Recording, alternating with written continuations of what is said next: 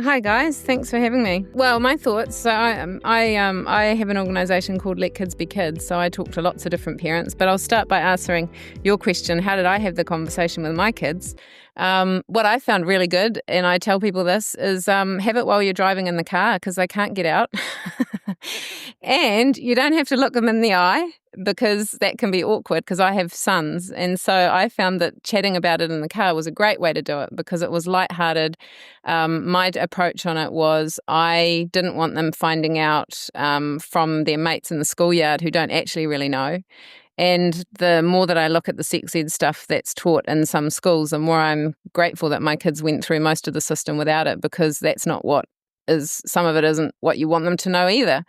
So parents have always been the best people to teach most kids about it. So it's quite concerning, just the overall push and the narrative that parents are not the best people to teach their kids about stuff. I mean, they know about it, otherwise their kids wouldn't have existed.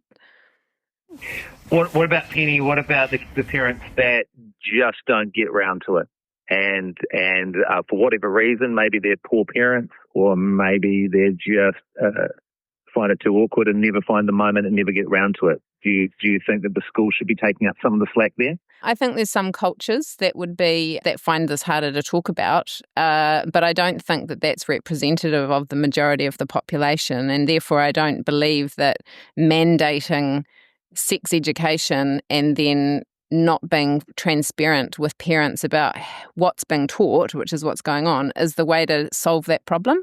I think there's a better way to empower parents and to, rather than to say that the parents are doing a bad job. I don't know why that narrative has managed to get so big, because in actual fact, I don't think the problem is as big as it's being made out to be.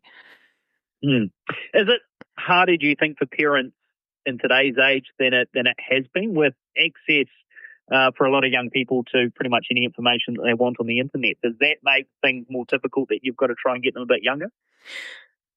I think that's where parents should be parenting and actually realising that the stuff that's available with their kids online is more harmful than we could have ever imagined, and that's something that needs to be dealt with in the home. But I also, the massive difference is going on. When I was at school, we had sex ed.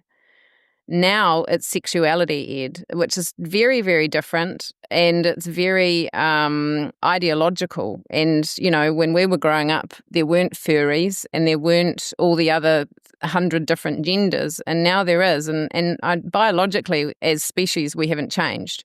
So what's changed is the ideology, and parents need to understand that sex ed that we grew up with is not the same as what children are receiving in class today. Do you believe that the sex ed that they should get should be, for want of a better word, more functional? I remember one of my sons came home from school and he was like, "Wow, Dad, it's great to be a boy. This stuff's really easy for us," because of what was being described in terms of the biological functions that boys and girls go through as they hit puberty.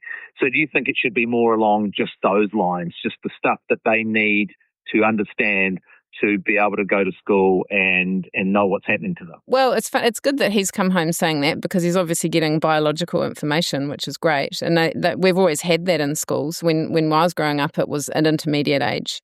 The problem that's happening now is that kids are being taught stuff from when they're 5 years old that's quite sexual in nature and gets more so. So the whole framework has changed. Like when we talk to parents and explain that this stuff's now in school from 5-year-olds, if people are thinking that we should be teaching 5-year-olds sexual topics, we need to have a bigger question about society. We shouldn't be loading children with adult concepts. Their brains are not ready for it, and they take it literally. Like we hear about stories of, 8-year-olds who come home questioning whether they're a boy that's meant to be a girl because they got told it in class. Their brains are not ready for the ideological, political narrative that's being pushed on them, and it's so different from sex ed. So when you talk about sex ed versus sexuality ed, what would you say basically are the things that need to be taught at schools? And what are the basics, and when? So the basics would be that there is a binary difference between boys and girls, but you don't need to teach that from young, because they actually figure this out. Kids actually know stuff without being taught it explicitly in the class. And then as they're growing up, more about their, healthier relationships and their pubertal changes, their body changes, and they do need to be helped to know how to deal with the assault that is the sexualized world that they live in, which is online and in the school and everywhere and in the TV and everything.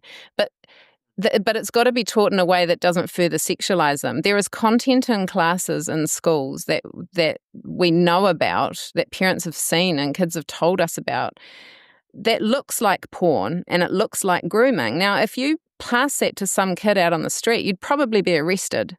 But because it's being taught under the guise of relationship and sexuality education, it's apparently allowed, and not only allowed, but parents often aren't told what the content is. They're told that due to copyright, the parents can't know. Now, never would a parent think that the lessons that they're being taught, the kids are being taught in class, should be copyright, particularly not when the Education and Training Act actually says that parents can opt out. How can a parent opt out if they're being told the content is copyright?